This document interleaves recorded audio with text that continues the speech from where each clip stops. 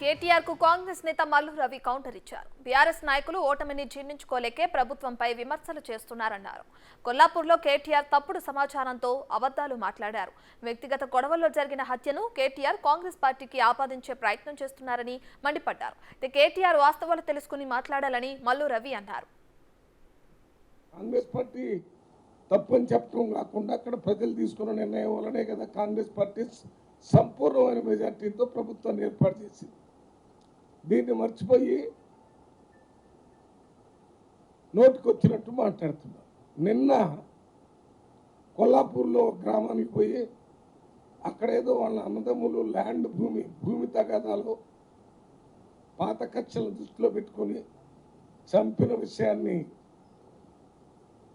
కేటీఆర్ గారు అక్కడ పోయి బీఆర్ఎస్ పార్టీ వాళ్ళని ఎవరో కాంగ్రెస్ పార్టీ వాళ్ళు ఎవరో చంపినట్టుగా చిత్రించడానికి ప్రయత్నం చేస్తున్నాడు. మేము ఈ కేసుకు సంబంధించిన A1 నుంచి A3 దాకా ఈ కేసు స్టోరీ మొత్తం ఇప్పుడే మీ అందరికి పంపిస్తాను. మొత్తం పోలీస్ వ్యవస్థ నుంచి అన్ని తీసుకొని వచ్చాను. అది మీరు పంపిస్తే అర్థమవుతుంది.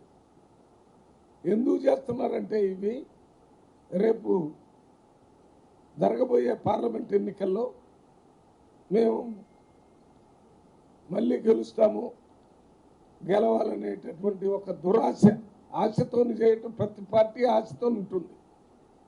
ఆశకి దురాశకి తేడా ఏంటంటే ఆశకి కొంత రీజన్ ఉంటుంది, దురాశకి రీజనే ఉండదు.